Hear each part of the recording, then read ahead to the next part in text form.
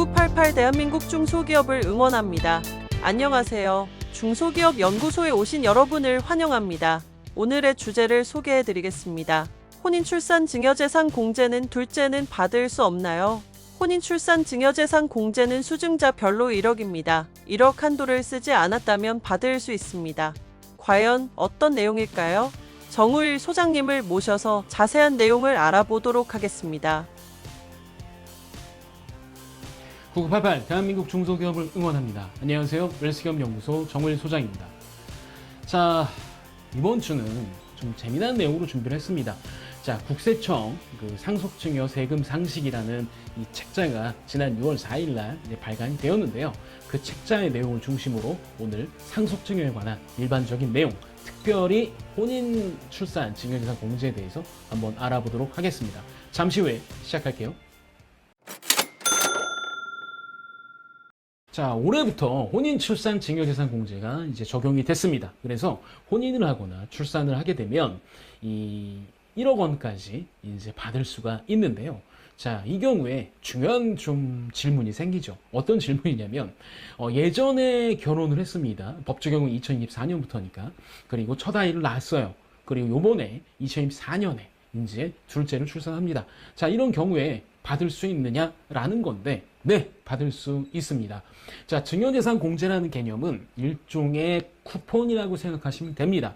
그래서 왜 그런 말 있잖아요. 배우자한테 증여하면 6억, 자녀한테, 성년 자녀한테 증여하면 5천만 원, 이런 말들이 있는데 얘는 쿠폰이라고 보시면 됩니다. 그래서 그 쿠폰을 쓴다라고 보시면 될 것 같아서 이 혼인 출산 이 증여재산 공제는 수증자, 받는 사람 기준으로 모두에게 쿠폰이 생긴 겁니다. 그런데 이 쿠폰을 쓰려면 조건이 2024년 이후에 출산을 하거나 혼인을 해야만 가능하다라고 보는 거죠. 대신에 이거는 보통의 증여재산 공제는 10년에 한 쿠폰씩 지급이 되는데 이 쿠폰은 평생을 1억 원을 한도로 된다라고 보면 되겠죠. 그러면 이론적으로 이게 가능합니다. 예를 들어서 자녀 입장에서 봤을 때 이게 되는 거죠. 자, 자녀 입장에서 결혼을 했습니다. 결혼을 했는데 이제 다시 결혼을 해요. 또 결혼을 해. 그래서 처음에 결혼했을 때는 이런 게 없어갖고 안 받았어. 재혼을 할 때 받을 수 있습니다. 예, 대신에 2024년 1월 1일 이후부터 재혼을 했다? 그럼 받으실 수가 있죠. 그 다음에 또 하나 이제 예를 들어서 출산도 마찬가지예요. 재혼을 했어. 재혼을 했는데 전에 아이를 낳았지만 재혼을 해서 이제 또 아이를 낳았어. 그런 경우라면 또 역시도 가능하겠죠. 그러면 첫째하고 둘째하고 형평성이 있는 거 아니야? 그런 거 생각하지 말고 그냥 한도가 1억 원이다. 1억 원의 쿠폰을 쓰는 거예요. 예를 들어서 결혼할 때 3천. 예를 들어서 첫째 출산했을 때 3천.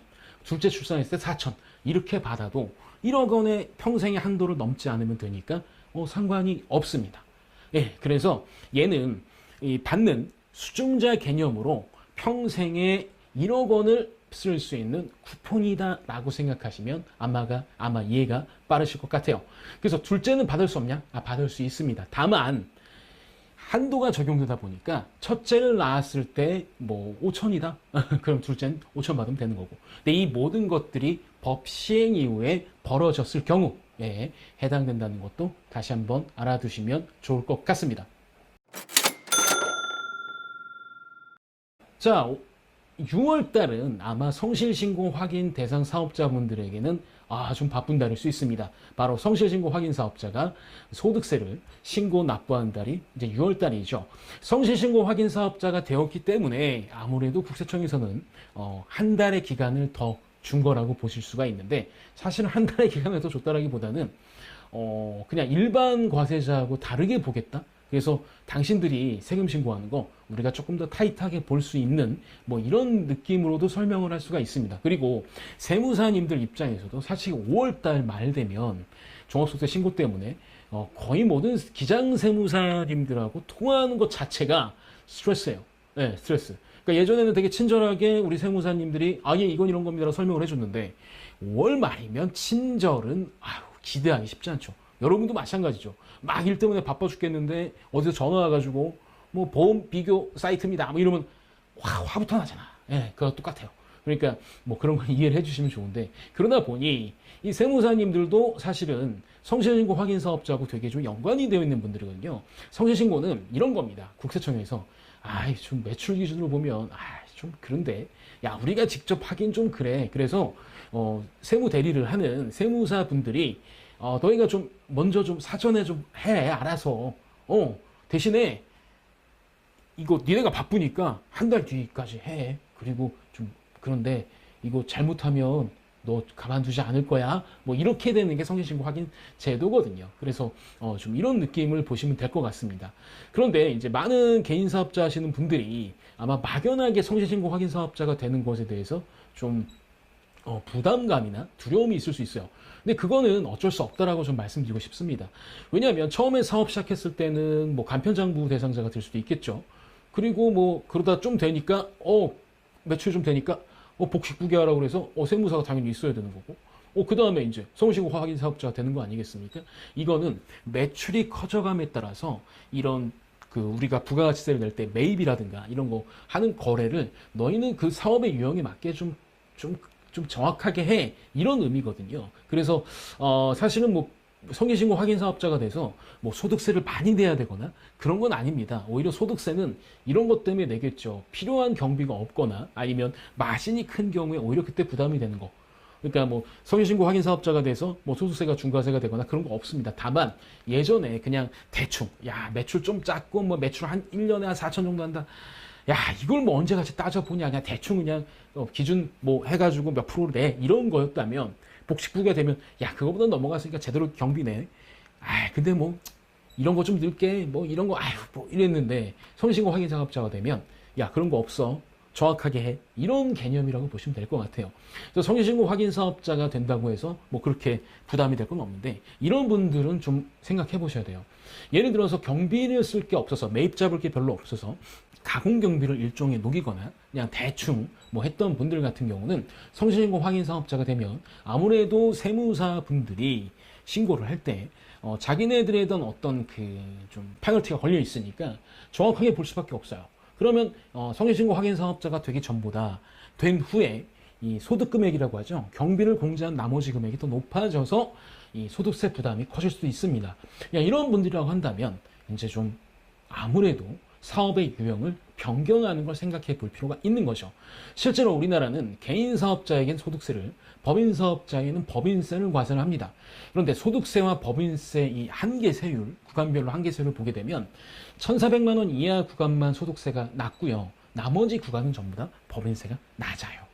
자, 이걸 감안을 해보면 그냥 법인으로 가는 게 훨씬 더 세금적인 면에선 도움이 될 수 있습니다. 그런데 법인으로 가게 되면 좀 번거롭죠.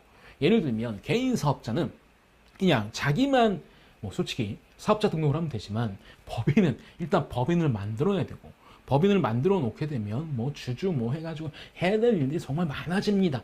그게 귀찮아져서 난 됐어 라고 하실 수도 있어요. 그런데 냉정하게 생각해 보면 왕관을 쓰려는 자, 그 무게를 견뎌라는 옛말이 있지 않습니까? 그 말처럼 매출이 성장하길 원하시고 좀 더 우리 기업이 사업체가 탄탄해지길 원하신다면 법인은 개인 사업자에서 진화하는 하나의 과정이라고 인식하는 게 전 편하실 것 같아요.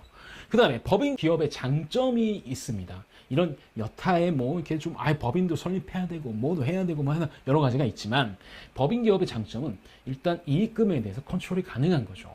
일단 법인 기업이 되게 되면 이렇게 생각하시는 분도 있어요. 개인 소득세 내는 거하고 법인에서 법인세 내고 또 갖고 올 때도 개인 소득세 내는 거 아니야? 라고 생각할 수 있지만 여기에 가장 큰 차이가 있습니다.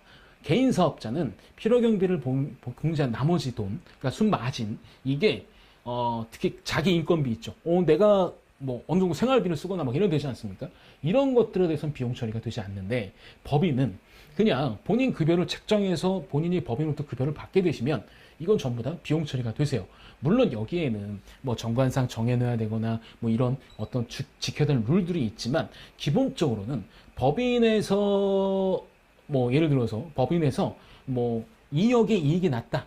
이익이 났다. 그럼 2억에 대해서 전부 과세가 되는 게 아니라 대표자가 인건비로 본인 걸 가져가는 금액에 대해서는 비용 처리가 되기 때문에 이 부분은 중복해서 과세가 되지 않습니다.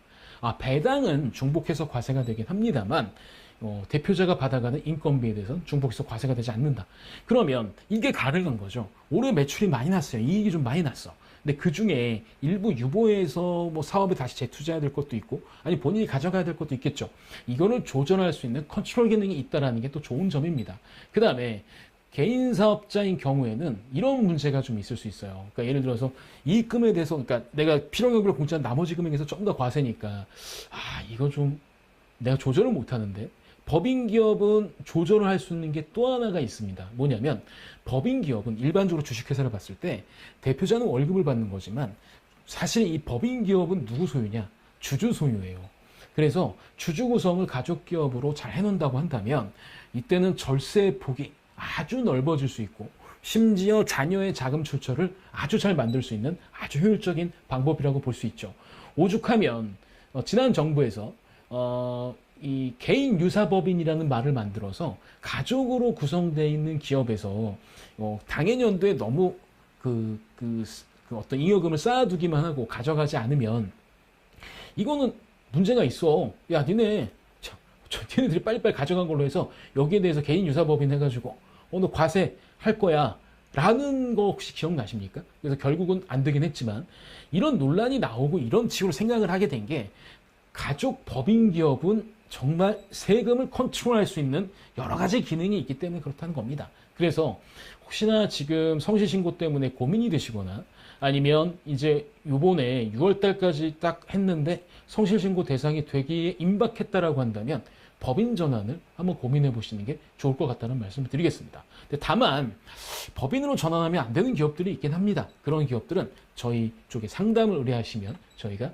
거기 회사에 맞게끔 정확하게 어드바이스와 솔루션을 제공해 드리도록 하겠습니다. 저희 웰스기업연구소는 여러분들의 좋아요, 구독, 알림으로 더 좋은 콘텐츠를 만드실 수가 있습니다. 꼭 부탁드릴게요.